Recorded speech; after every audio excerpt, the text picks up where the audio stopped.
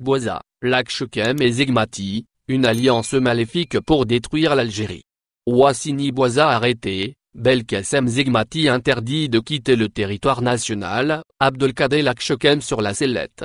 Le trio maléfique, résidu du règne chaotique de Gaïd Salah et le clan qui l'a enfanté, est en train de s'effondrer comme un château de cartes.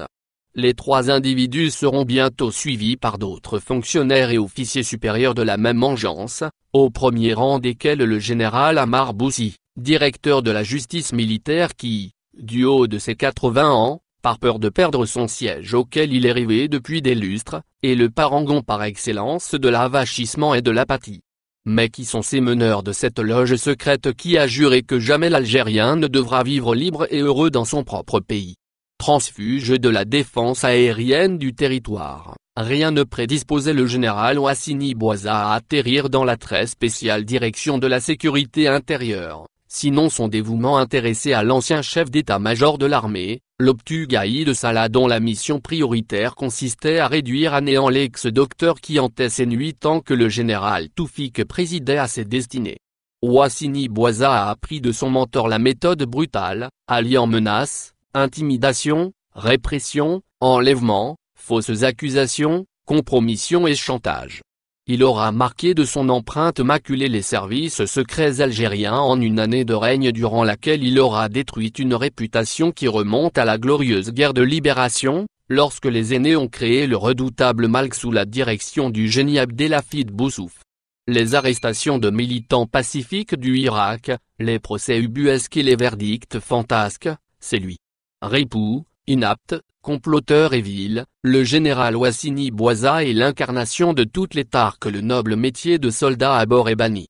Jamais une arrestation n'a provoqué une joie aussi largement partagée, non seulement parmi les citoyens mais, surtout, dans les rangs même de l'institution et des services de renseignement enfin débarrassés d'une souillure qui a sali l'image de la très respectée armée nationale populaire.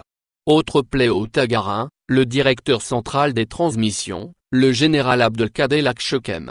Acolyte du désormais et ex-patron de la sécurité intérieure, il a fait de la chasse à l'homme sur les réseaux sociaux son activité de prédilection depuis que Gaïd Salah lui a confié la délicate tâche de cyberdéfense. Une tâche qui, au demeurant, dépasse ses compétences restées figées à la gestion des fréquences hertziennes qu'il a acquises il y a de très longues années. Dépassé par les nouvelles technologies et doublé par une génération montante qui jongle avec les outils modernes de communication, son rôle se limite à traquer sur la toile tout citoyen qui rendrait caduques les bobards des chaînes privées jusque-là à la solde de Ouassini Bouazza, en révélant à l'opinion publique ce que leur cache la machine de propagande mise en place par ces apprentis dictateurs. Abdelkader Lachkem a installé un élevage de moucherons pour infester les réseaux sociaux et manipuler la population en semant le mensonge, la calomnie, l'insulte et l'infamie devenue, depuis que l'arme de l'Internet lui a été confiée, l'embrun aveuglant par lequel il croyait pouvoir abuser une jeunesse intelligente qui le dépasse d'une tête. Impliqué à fond dans le dossier des télécommunications qui a conduit l'ancienne ministre Oudaïmane Feraoun devant le juge, il sera rattrapé par les affaires scabreuses dans lesquelles il est mouillé jusqu'au cou et terminera ses jours très certainement derrière les barreaux. Quant à Belkacem Zegmati, ceux qui ont conseillé à Gaïd Salah de le charger du portefeuille de la justice connaissent bien le bonhomme. Ils le savent malléable à merci, discipliné et docile. Sa désignation en qualité de garde des Sceaux s'est faite après que son prédécesseur eut refusé de se soumettre aux diktats des militaires et d'exécuter les injonctions illégales des tenants réels du pouvoir au lendemain de la déchéance de Bouteflika. Le rappel de Zegmati était motivé par sa structure pliable. On l'a vu courber l'échine, lui le ministre, devant un vice-ministre qui lui ordonnait d'aller jusqu'au bout, en ayant pour seule réponse pavlovienne et coulante, dans la langue de Molière. Lui le badiciste partisan de l'arabité, mille merci. En ajoutant de façon inaudible, en bon ventriloque, chef. Belkacem Zegmati s'est fait connaître dans l'affaire Chakib Khalil lorsque l'ancien patron de l'ex-docteur, le général Toufik, avait découvert le poteau rose et en avait informé Bouteflika. Ce dernier, conscient de la gravité des faits reprochés à son ami d'enfance, avait décidé de le limoger mais en lui évitant des poursuites judiciaires.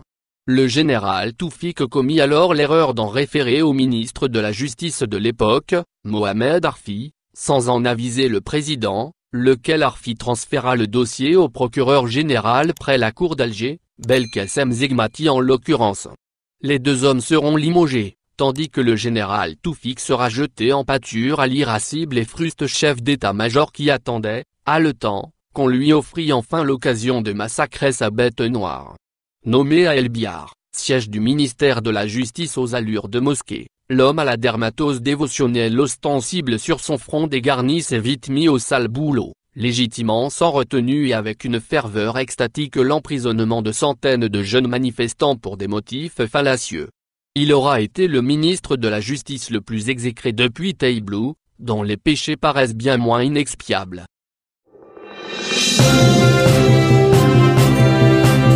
Abrogation du service civil, augmentation salariale, les promesses de Tebboune aux médecins et soignants algériens. Abdelhamid Tebboune a promis ce lundi 13 avril un changement radical dans le secteur de la santé. Le chef de l'État promet de tirer les conclusions de cette crise sanitaire qui a dévoilé les énormes faiblesses et défaillances du système de santé. Pour bâtir un nouveau système de santé, Tebboune a promis la suppression du service civil pour les médecins spécialistes et la prise de mesures incitatives à leur profit pour les inciter à travailler dans les wilayas du Sud. Pour les jeunes médecins, très prochainement, je vais annuler le service civil, a-t-il déclaré au cours d'une réunion avec les membres du comité de suivi de l'évolution de la propagation de la pandémie de Covid-19 au siège du ministère de la Santé. D'autre part, s'exprimant lors de cette même réunion avec les membres de la commission de suivi de l'évolution du coronavirus, Abdelhamid Tebboune a précisé que chaque 2 mois passés par tout médecin ou infirmier dans la lutte contre le coronavirus équivaudront une année de travail lors du calcul de l'âge de départ en retraite et ce, au terme de la crise.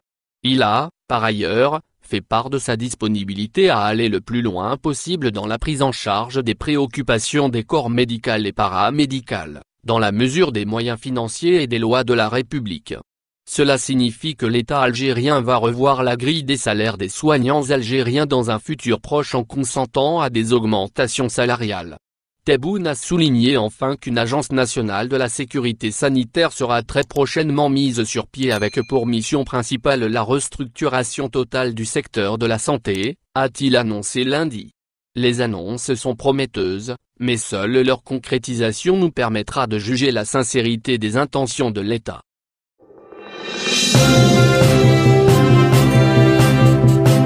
Censure de Maghreb Émergent et de Radio M-Info, l'éditeur n'exclut pas une plainte contre Ammar Bellimé. Le torchon brûle entre le ministre de la Communication, Ammar Bellimé, et l'éditeur des 2 sites d'information en ligne, Maghreb Émergent et Radio M-Info, frappé de censure depuis jeudi dernier. Dans un communiqué rendu public hier, l'éditeur n'a pas exclu un éventuel dépôt de plainte pour diffamation contre Bellimé, lequel avait justifié la censure des 2 sites en question par une prétendue infraction à la loi sur le financement étranger des médias. Double préjudice porté à notre média, engagé quotidiennement depuis le début du confinement dans l'élan de solidarité nationale contre l'épidémie du Covid-19, nous contraint à nous défendre, y compris, si nécessaire, à exercer notre droit d'ester en justice. Le ministre de la Communication, soutient l'éditeur. Cette radio a été lancée grâce à une addition de fonds issus éventuellement d'une collecte publique organisée dans le cadre d'une opération de crowdfunding et de dons en provenance de l'étranger, par le canal d'organismes se donnant pour vocation affichée de renforcer les processus dits de modernisation et de démocratisation, avait accusé le ministre. L'affirmation du ministre selon laquelle Radio M a été lancée grâce à des fonds en provenance de l'étranger est une grave atteinte à ses équipes, ses actionnaires et ses partenaires commerciaux. Elle est diffamatoire et déshonore son auteur, estime l'éditeur.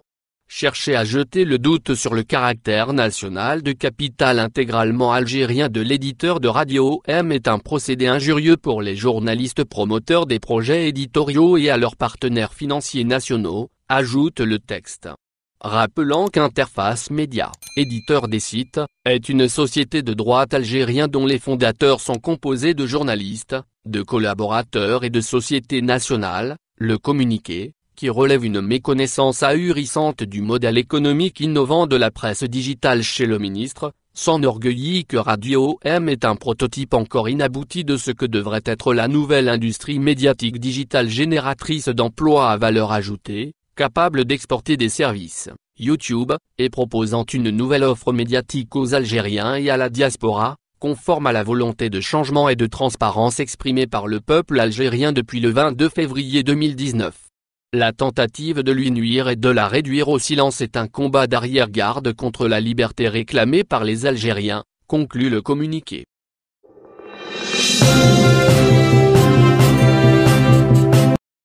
L'ONU saisie sur le cas de Karim Tabou.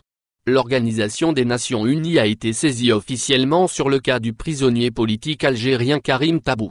Une plainte a été envoyée en effet à cette instance par un avocat établi à Montréal, au Canada, en l'occurrence Maître Sofiane Chouité. J'ai envoyé une plainte officielle sur le cas de Karim Tabou au groupe de travail sur la détention arbitraire de l'ONU, a annoncé l'avocat lundi 13 avril sur Facebook. Le groupe de travail sur la détention arbitraire de l'ONU qui vient d'être saisi par Sofiane Chouité, regroupe des experts indépendants des droits humains qui enquêtent sur des cas d'arrestation et de détention arbitraire qui peuvent être en violation du droit international des droits de l'homme. Ce groupe de travail sur la détention arbitraire procède à des enquêtes sur les cas de privation de liberté imposés arbitrairement ou de toute autre manière incompatible avec les normes internationales pertinentes énoncées dans la Déclaration universelle des droits de l'homme ou dans les instruments de droit international pertinents acceptés par les États concernés. Selon les statuts de ce groupe, il a également le droit de demander au gouvernement et aux organisations intergouvernementales et non gouvernementales des informations, et de recevoir ces informations ainsi que celles communiquées par les individus concernés, leurs familles ou leurs représentants. Il peut aussi agir sur la base des informations portées à son attention et concernant des cas présumés de détention arbitraire en adressant des appels et des communications urgents aux gouvernements concernés afin qu'ils apportent des précisions et de porter ces affaires à leur attention. Tabou arrêté pour ses propos sur Gaïd Salah. Pour rappel, Karim Tabou a été arrêté le 11 septembre 2019, suite notamment à ses propos critiques à l'égard de l'ex-chef d'état-major de la ANP Ahmed Gaïd Salah sur la crise politique que traversait le pays. Après 2 demandes de remise en liberté provisoire, Karim Tabou a fini par être libéré le 25 septembre et mis sous contrôle judiciaire. Une remise en liberté de très courte durée, puisqu'elle n'a pas dépassé les 24 heures. En effet, le lendemain matin, Karim Tabou a été de nouveau arrêté. Il a ensuite été présenté devant le procureur du tribunal de Sidi Mamed et mis à nouveau sous mandat de dépôt pour une autre affaire, celle pour laquelle il a été jugé et condamné le 4 mars en première instance à 1 an de prison dont 6 mois avec sursis. Alors que tout le monde attendait sa libération, le 26 mars dernier, l'affaire d'atteinte au moral de l'armée surgit. Programmé initialement pour le 7 avril, le procès concernant cette affaire d'atteinte au moral de l'armée a été renvoyé pour le 27 du même mois.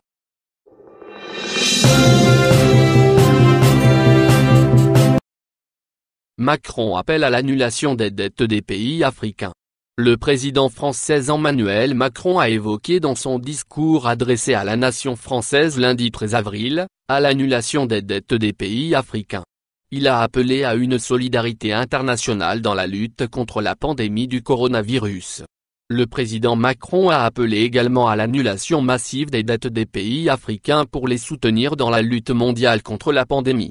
Le chef d'État français a annoncé officiellement la prolongation du confinement jusqu'au 11 mai en France et une réouverture progressive des écoles à partir de cette date. Emmanuel Macron estime que dans tous les pays du monde, que ce soit en France, en Algérie ou partout ailleurs, l'ennemi est le même. Il appelle à plus d'unité et de solidarité entre les pays pour faire face à la menace du coronavirus. Le président français espère que cette crise sanitaire mondiale sera un moment de vérité et de refondation.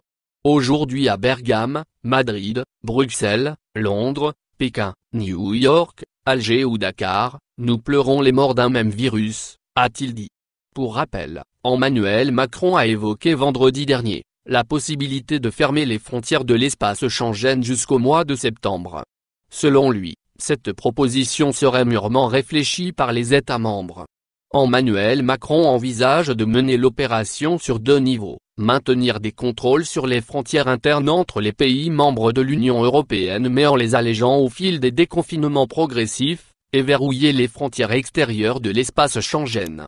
Le président français a dit craindre une possible deuxième vague du coronavirus en Europe. Il s'est, par ailleurs, préoccupé de la situation de la crise sanitaire en Afrique.